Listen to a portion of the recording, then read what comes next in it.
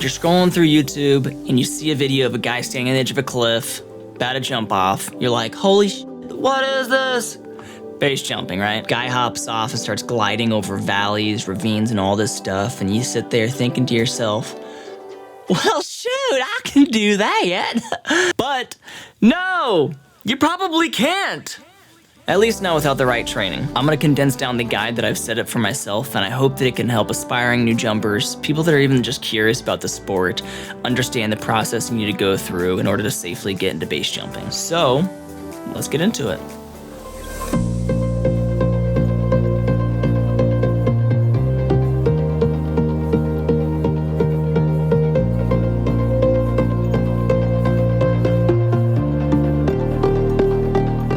What is up, you guys? My name is Devin McLaughlin. I'm hoping to use this channel to document my progression as I get into base jumping.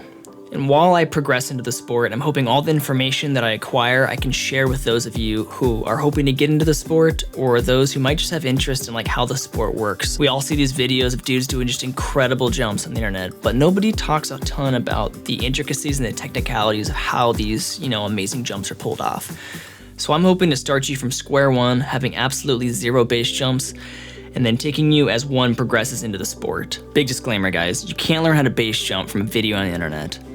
And you need to take everything that I say or anybody else that tells you things in regards to this sport with a grain of salt. It's important you understand that every base jump has the potential to be fatal. Our primary job as a base jumper is to understand known and unknown risks, the difference between the two, and how we could acquire the correct knowledge to minimize the probability of these risks. In order to implement that knowledge, you need to consult somebody like a mentor or experienced base jumper. So first off, what is base? Base is actually an acronym. Stands for buildings, antennas, spans, and earth. Each one of these letters categorizes the most common objects you're gonna come across as a base jumper. Each one is categorized by, its distinctive features, but each one also has its own dangers and its own, special set of skills that you need to acquire. So base jumping can essentially be defined as exiting or jumping from one of these objects, successfully deploying their single parachute system, and flying that parachute to the ground safely. So I've broken this up into 4 steps. First is gonna be skydiving, all the experience you need to acquire while you're skydiving before you even think about base.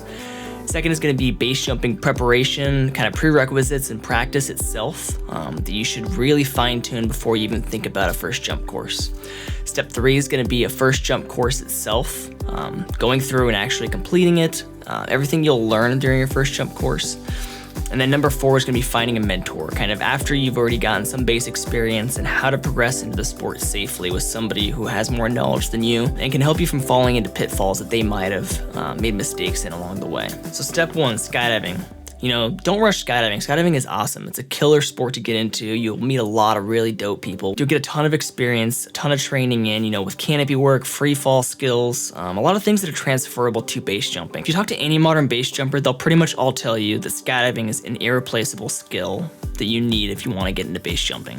I mean, the canopy skills you gain by becoming a skydiver are almost immediately transferable to base jumping.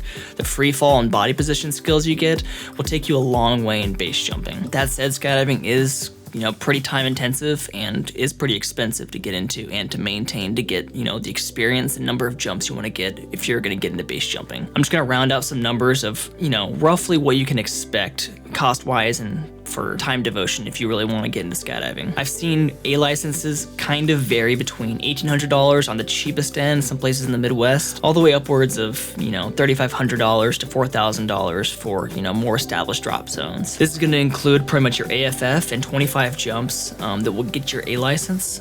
From there, you're going to want to start getting gear. Getting into skydiving is very front-loaded in terms of costs.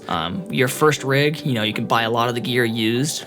For something that's, a full package, that's AAD, your reserve, your main canopy and container, altimeter and helmet, can usually range between $3,500 for, used gear, stuff that's really well maintained but still airworthy, all the way to a completely brand new system that can pretty much cost you upwards of almost $10,000 for brand new gear, brand new canopies, AAD, helmet, altimeter, everything you need, jumpsuit.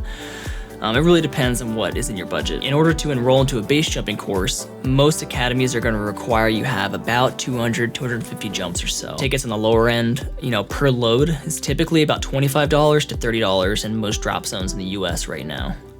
So you do 5 jumps a day, that's between $100 and $150. I've seen as low as 70 jumps be allowed in. And then some people don't feel proficient or confident enough until they're about 300, 400 jumps in. It really depends on you. In this sport, being overcautious is not a bad thing at all. A lot of base rigging manufacturers will honestly not even sell you gear until you have about that same number of jumps as well. Getting all those jumps in to hit that 200 and 250 jump mark, grand total you're looking at, I can't see shit with you right here. All right, this is Oakley, by the way. About $20,000, give or take. I mean, I would say between $15,000 and $20,000. All right, it's time for you to go. Let's go. Time for you to go. Some people spread this over years.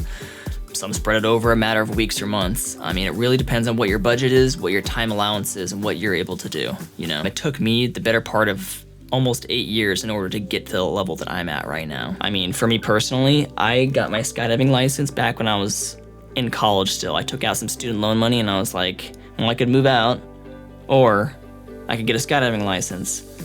So I did the, less mature decision and got a skydiving license. Over the next pretty much 8 years, I, would scrounge away any money that I had in order to maintain currency and just continue jumping as much as I could. It wasn't until literally the last year that I was able to devote almost full time into skydiving, which is what eventually turned into me having focus towards base jumping. Number 2, this is gonna be base knowledge, kind of preparation and prerequisites that you wanna start absorbing before you even start your first jump course. I would highly recommend, reading any forums you can on base jumping, talking to any base jumpers you might already know, base riggers. There's so much documentation online that you can just soak up through all the base academies, the Great Book of Base. The Great Book of Base is an incredible source. It doesn't have everything, and a lot of instructors and base jumpers have critiques on the book, but it's a good foundation to get started and at least knowing what to expect before your first jump course. With your skydiving experience, you want to start training for a variety of different things to prepare you for base jumping, because there are some differences between what you're trained into as a skydiver versus what you need to use as a base jumper. Body position and freefall skills are a big thing that you can practice, outside of skydiving, with a foam pit, high dive, anything else that allows you to kind of understand body position without any air resistance and being able to control that body position in order to translate that into base jumping for exiting. Typically 45 to 60 degrees head high, just completely square hips, square shoulders. Practice going from a dead stop, both legs hopping off of something. Practice running up to it, practice one hand in the air, the other hand, and then practice, doing handheld kind of deployments. BOC deployments. There's some freefall skills that you get here in skydiving that will translate to base jumping if you're doing terminal jumps. Typically, sub-terminal freefall skills you don't develop as much in skydiving unless you're doing balloon jumps. Kind of like this. Also, at that again, I would recommend if you're doing balloon jumps to try and make the most of them. I mean, you can have fun and stick around and do whatever you want. That's exactly what I did, but it can be good to actually make them useful. Practice exiting stable into completely dead air. It feels weird at first, especially if you're used to doing, skydives directly into relative wind. Jumping into complete nothingness is a little alarming at first too. There's a lot of drills we can run also before we even start our first jump course. The canopies are gonna fly, rather different in a lot of cases, and a lot of your approaches to base jumping are gonna be significantly different than you would with skydiving. By far the most important is accuracy with your skydiving canopy. You wanna understand how you can land a canopy safely into really tight areas. This is something you don't get too often in skydiving because we have usually wide open areas that we can land our canopy. Under canopy, you can practice, flaring on toggles, flaring on risers, trying half brake turns, trying to flare in a turn, all safely, of course. Ideally, we want to try these under a base canopy if we're able to hook it up to our sky rig, but using your skydiving canopy is going to be the next best thing. A lot of this knowledge and training that we can absorb before our first jump course is going to even better prepare us for when we're sitting in the classroom and we're jumping off the bridge. Number 3 is going to be the first jump course. There's a variety of academies and base academies here in the US that you can go through. Just shop around, see what works for you. You can even talk to these guys. A lot of them are eager to, fill out information that you might not know or answer questions about their course. Almost all of them here in the US and the Southwest are going to be in Twin Falls, Idaho at the Prime Bridge. I would highly recommend Snake River Base Academy. I had a ton of buddies that are already base jumpers go through these guys. Just nothing but good things talked about them. And they have just a really great setup. I mean, you can go back to their course at any point in time once it's completed, rent their gear for free, audit their course for free. They just have everything nailed down to a science. And all of the material they have is experiential knowledge over their years in base jumping, as well as experimental knowledge that they've gone out and gathered themselves from running different experiments on canopies, pilot chutes, going over footage over and over through their classrooms. I mean, their classes have been in session for, over 20 years now. I can't say enough great things about these guys. They're dope. As like a step 3B, I would also recommend ordering a base rig before you even start your first jump course. And typically this can take, between 4 to 6 months lead times, especially after COVID. So I would speak with, your instructor that you're going through, whichever base academy that might be, as well as, base riggers, and just get an idea of what gear is best for you,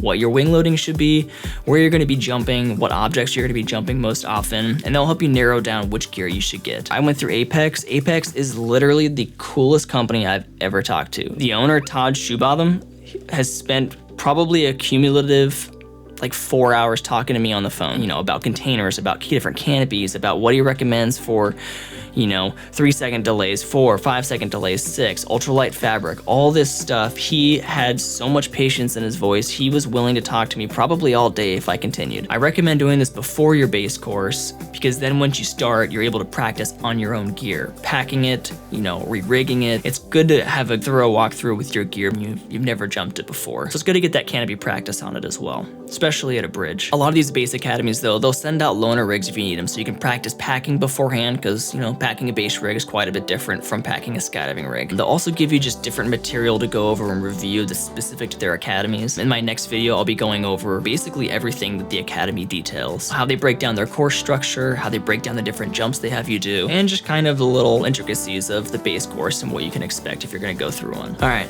number 4, it's going to be finding a mentor. We're finding, experienced people to help guide you in making good decisions and making good judgment through your base career. Base jumping is a really tight-knit community, and most of the material that has been handed down over generations has been, handed down over word of mouth. It wasn't until kind of the invention of, YouTube and the internet in a lot of ways where we've been able to document and hold on to some of this material. But in a lot of ways, it's been handed down from veteran base jumpers to new base jumpers. And these new base jumpers became the old veteran base jumpers that new jumpers see later. The local community specific to where you live, there's a lot of guys there. They're gonna know the ins and outs of all the objects in the area, when you should jump them, when you shouldn't. In the early days, we didn't even have base academies. All it was finding a mentor, learning from them, and getting all the information you can. So this is something that you wanna set up for long-term, success in base jumping. I hope this helped you guys. In my next video, I'm gonna be taking you through the first jump course in Twin Falls, Idaho, going through all of the course material, all the jumps itself, and kind of just reflect on the whole experience from my point of view. Basically from the moment I get off the plane all the way until I'm leaving again.